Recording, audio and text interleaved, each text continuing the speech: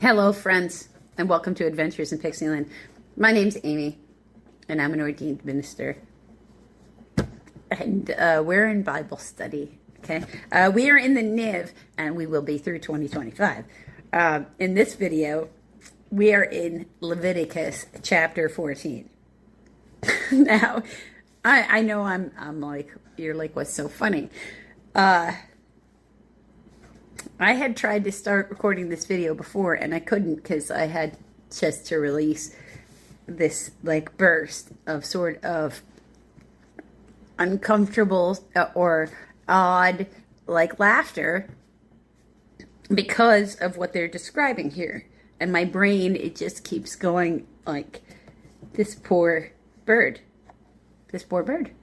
So, I'm just going to... Cleansing of infectious skin diseases. Okay. The Lord said to Moses, these are the regulations for the diseased person at the time of his ceremonial cleansing when he is brought to the priest. The priest is to go outside the camp and examine him. If the person has been healed of his infectious skin diseases, which they have a footnote of it, leprosy is what's traditionally listed, but in this case, leprosy is just, you could have a rash, you could have a pimple, and they would call it leprosy. Like any of it would be leprosy. The priest shall order that 2 live clean birds, and that's going to be like in their regulations of what's considered clean or unclean, and basically no meat-eating birds of any kind, even if it's fish. And some cedar wood, scarlet yarn, and a hyssop be brought for the one to be cleansed. Then the priest shall order that one of the birds be killed over a freshwater clay pot. He is then to take the live bird and dip it. Dip the live bird in the blood and water of the dead bird. I don't know how they're managing that. First in my brain is like, this poor bird. And then secondly, birds are not really known for holding still when you're trying to handle them. They do not want to be handled. Like, they make that pretty clear. And for me, I'm like, that's good. I'm not going to do that. You stay over there, live wild bird outside.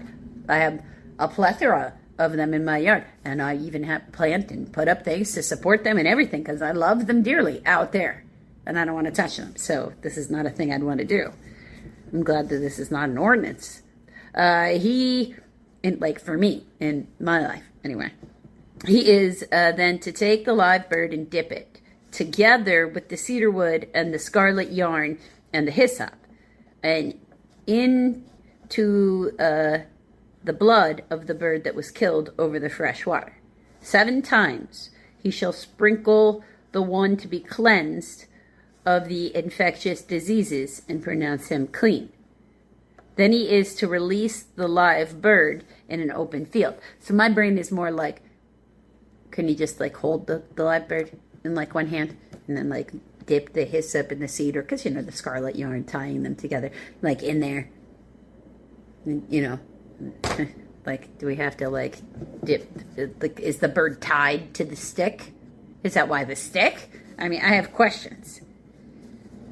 And then you release the bird. So can you imagine what this bird's reaction is to this? Because what the heck's going on here? Now I know that they don't have that higher level thought that we know of anyway. Okay, because that's our presumption based on the size of their brain. In actuality, I have no idea what goes on in the brain of a bird, or in a bird brain. That's often true of when somebody is, like being mean and using that insult for anybody, actually. The person to be cleansed must wash his clothes. Shave off all his hair, okay, and bathe with water. That's a really good plan. Then he will be ceremonially clean. After this, he may come into camp, but he must stay outside his tent for 7 days. Like, okay. So sleep elsewhere? On or just outside? exposed to the elements for 7 days. On the 7th day, he must shave off all his hair. He must shave his head, his beard, his eyebrows, and the rest of his hair. He must wash his clothes and bathe himself with water, and then he will be clean. On the 8th day, he must bring 2 male lambs and 1 ewe lamb, a year old, each without defect, along with 3/10 of an ephah, or that is, they're going to tell us what the equivalent of 6 quarts, or about 6.5 liters, of fine flour mixed with oil for grain offering, and 1 log, that is probably about 2/3 of a pint, or 0.3 liter, of a liter of oil. The priest who pronounces him clean shall present both to the priest who pronounces him clean shall present both the one to be cleansed and his offering before the Lord at the tent of meeting. Okay. Then the priest is to take 1 of the male lambs and offer it as a guilt offering along with the log of oil. He shall wave them before the Lord as a wave offering. He is to slaughter the lamb in the holy place where the sin offering and burnt offering are slaughtered.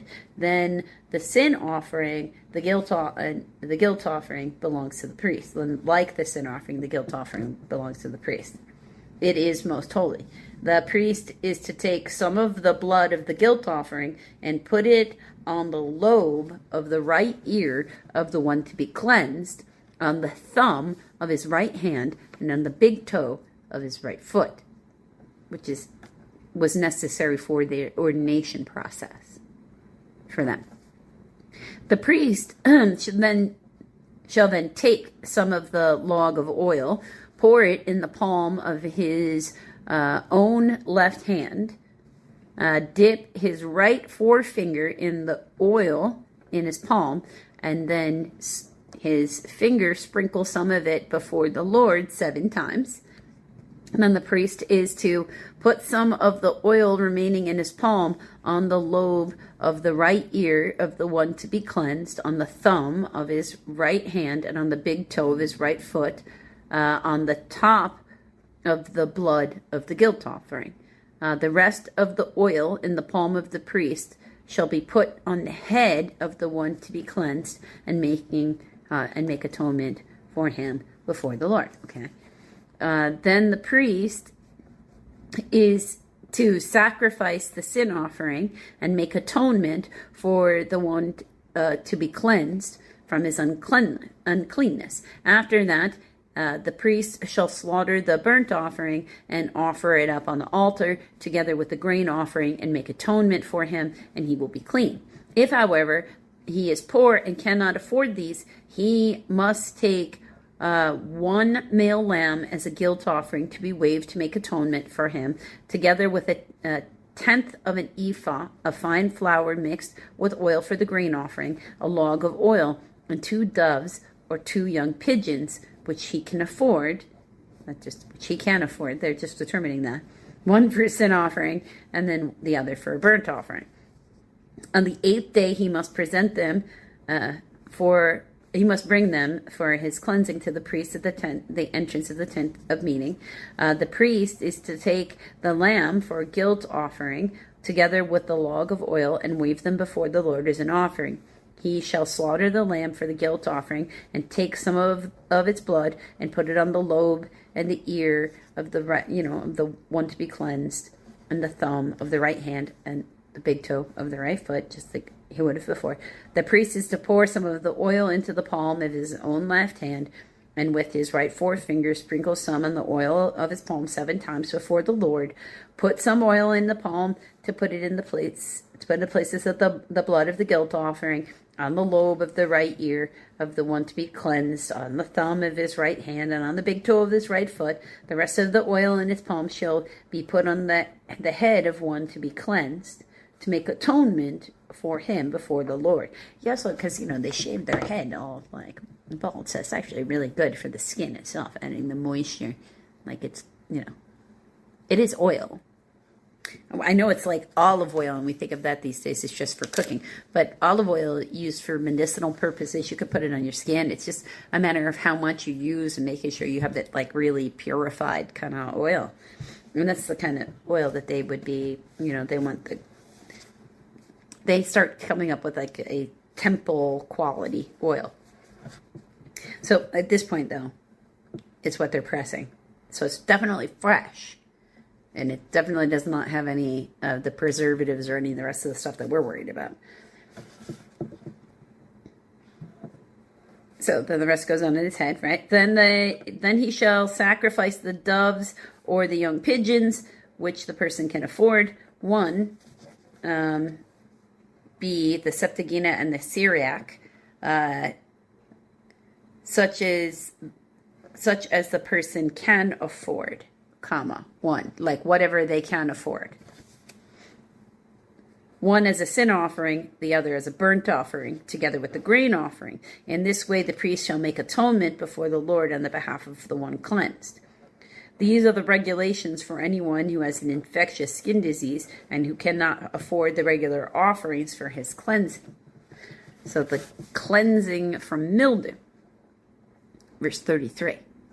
The Lord said to Moses and Aaron, when you enter the land of Canaan, which I am giving you as your possession, and I put a spreading mildew in a house in that land, the owner of the house must go and tell the priest, I have seen something that looks like mildew in my house. I'm sorry, my voice did not want to say that because I will not have something that looks like mildew in my house. Thank you. Like, I don't want to put that energy here. That's, I have a very specific cleaning process because I don't want to deal with mildew and any of the rest of that kind of stuff. The priest is to order the house to be emptied before he goes in to examine the mildew so that nothing in the house will be pronounced unclean. After this, the priest is to go in and inspect the house. He is to examine the mildew on the walls, and if it has a greenish or reddish depressions that appear to be deeper than the surface of the wall. So yeah, okay. So growth. I would say they should add black to that, but okay. But that's really, mildew. Yeah. The priest shall go out to the doorway of the house and close it up for 7 days. On the seventh day, the priest shall return and inspect the house. If the mildew is spread on the walls, he is to order that the contaminated stones be torn out and thrown into an unclean place outside of town. He must have the walls inside of the house scraped, and the material that was scraped off dumped into the unclean place outside of town. Then they are to take other stones to replace these and take new clay and plaster the house. So remove it, but replace it. You can't just leave it open. If the mildew reappears in the house after the stones have been torn out and the house is scraped and plastered, the priest is to go and examine it, and if the mildew has spread in the house, it is a destructive mildew. The house is unclean. It must be torn down. Its stones, timbers, and all the plaster, and taken out of town to an unclean place. So, building inspector. Okay, well now we're getting more into where I would be more comfortable. Not really saying I should be a building inspector of itself, but at least I've been in the industry and I have an idea of what's supposed to be going on there. Even if it's not a perfect understanding, I certainly can be like, that ain't right. What is that? I don't think that. Let me go check to make sure that's code. Like, I'm more in that. If mildew reappears in a house after the stones have been torn, okay, we got to there. It must be torn down and taken to the unclean place. Okay, back verse 46. Anyone who goes into the house while it is closed up will be unclean till evening.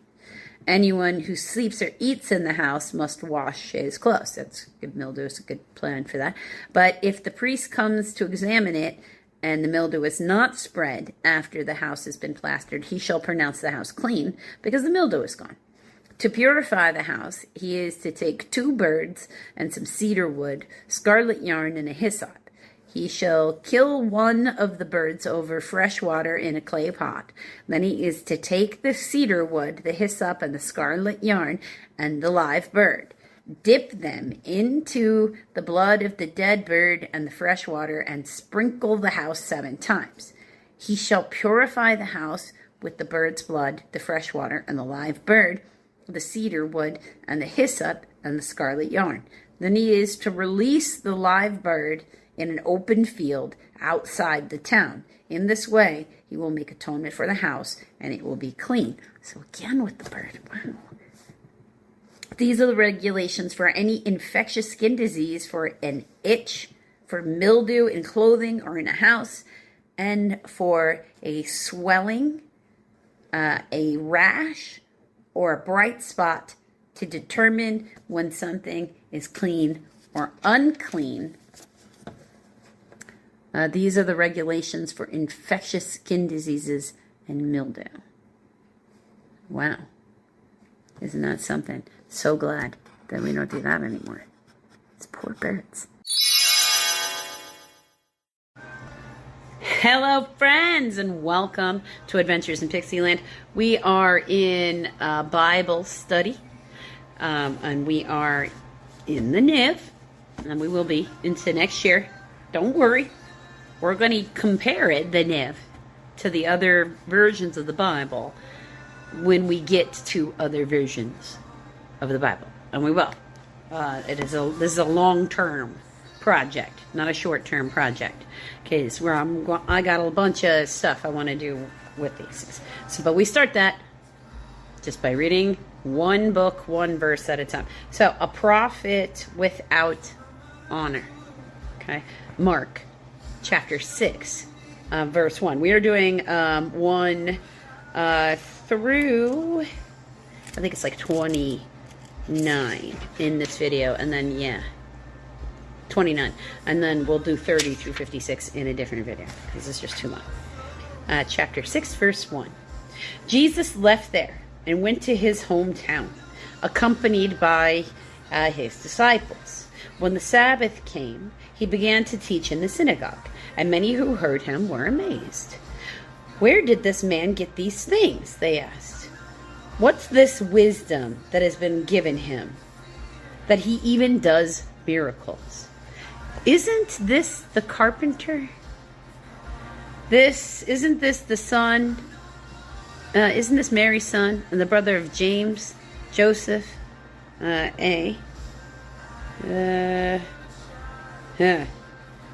Greek? It looks like it's spelled like it's Jose. So Joseph, one way or the other.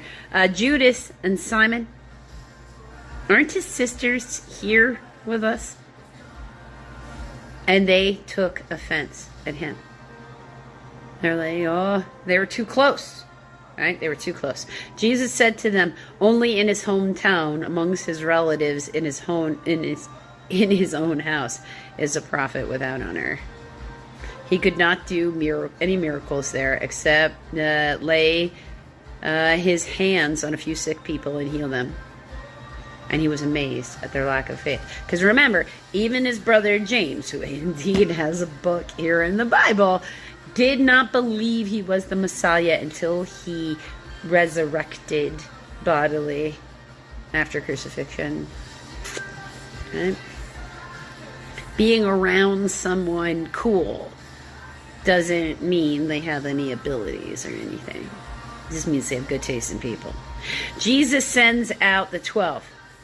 Then Jesus went around teaching from village to village, calling the 12 to him. He sent them out 2 by 2, because he always does 2 by 2, and gave them authority over evil spirits. It's unclean in Greek. These were his instructions. Take nothing for the journey except a staff. No bread, no bag, no money in your belts. Wear sandals, but not an extra tunic. Whenever you enter a house, stay there until you leave that town. And if any place will not welcome you or listen to you, shake the dust off your feet when you leave as a testimony against them. They went out and preached that people should repent. They drove out many demons, anointed many sick people with oil, and healed them. So that's an interesting thing in there. Anointed many sick people with oil and healed them. So they required a sacramental object to do the healing that Jesus does not require. John the Baptist beheaded. Verse 14. King Herod heard about this, for Jesus' name had become well known. Some were saying, some were saying, some early manuscripts, he was saying, okay? Some were saying, or he was saying, John the Baptist has been raised from the dead. That is why these miraculous powers work in him. Others say he is Elijah. Jesus agrees that John the Baptist was Elijah. Still others claim he is a prophet, like one of the prophets long ago. And okay, well, I mean. But when Herod heard this, he said, John, the man I beheaded, has been raised from the dead. So now he's eager to have him, in front of him. For Herod himself had given the orders to have John arrested and had him bound and put in prison. He did this because of Herodias, his brother Philip's wife, whom he had married. For John had been saying, Herod, it is not lawful for you to have your brother's wife. So Herodias nursed a grudge against John and wanted to kill him, but she was not able to, because Herod feared John and protected him, because he reminded him of a prophet. John was, deliberately stoking that fire, because certain prophets had key descriptors that were like their thing, and John was dressing like one of those prophets. So he wasn't even trying to hide it. So he protected him, knowing him to be a righteous and holy man. When Herod heard John, he was greatly puzzled. Some manuscripts, he did many things, yet he liked to listen to him. He knew there was some truth in this, and he was supposed to be getting something from it, and he couldn't necessarily get what he was supposed to get from it. That doesn't mean he wasn't fascinated by him. Finally, the opportune time came. On his birthday, Herod gave a banquet for his high officials and the military commanders and the leading men of Galilee. So he was trying to impress people, clout chasing. When the daughter of Herodias came in and danced, she pleased Herod and the dinner guests. The king said to the girl, ask me for anything you want and I will give it to you. And he promised her an oath. Whatever you ask, I will give to you up to half of my kingdom. She went out and said to her mother, what shall I ask for? The head of John the Baptist, she answered. At once the girl hurried in to the king with the request, I want you to give me right now the head of John the Baptist on a platter. So these delightful people he wants to, hang out with. At once, so the king, I just read that one, it's verse 26 here. The king was greatly distressed, but because of his oath and his dinner guests, he did not want to refuse her. So immediately he sent the executioner with orders to bring John's head. Right? All because he was worried about whether or not he was going to keep his word. He did something he knew he shouldn't be doing because his ego meant more. He couldn't humble himself and say, I'm sorry, I cannot give you this. I was not expecting you to ask for murder. The man went, beheaded John in prison, and brought back his head on a platter and presented it to the girl. She gave it to her mother. On hearing this, John's disciples came and took his body and laid it in the tomb. How sad. I'm sure Jesus was greatly distressed, because remember, that man was also his cousin, and they knew each other in womb. They could feel each other. I think he did not go a day in his life when he probably didn't have an innate feeling of knowing what was going on with John. Right? So, As we go about the world today, let's remember that we should always appreciate the time we have with the people around us.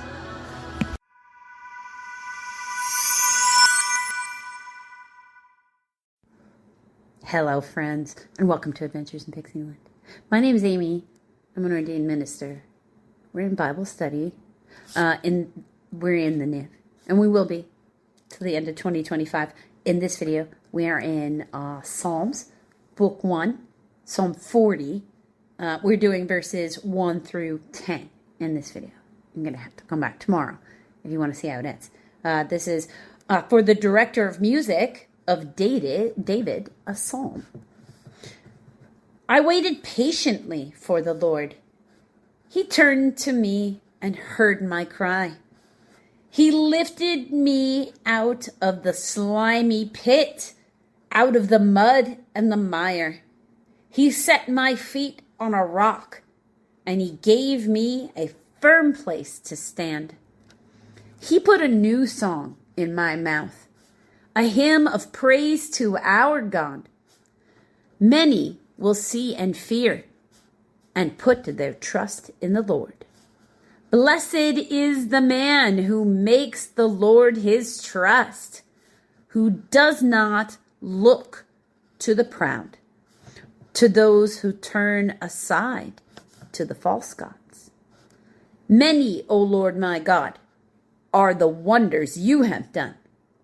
The things you have planned for us, no one can recount to you. Were I to speak and to tell them, there would be too many to declare.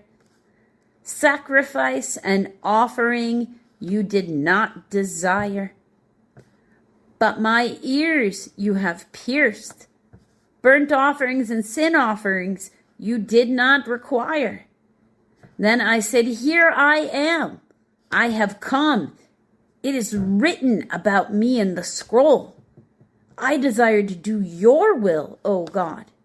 Your law is written within my heart. I proclaim righteousness in the great assembly. I do not seal my lips. As you know, O Lord, I do not hide your righteousness in my heart. I speak of your faithfulness and salvation. I do not conceal your love and your truth from the great assembly. Till next video, friends.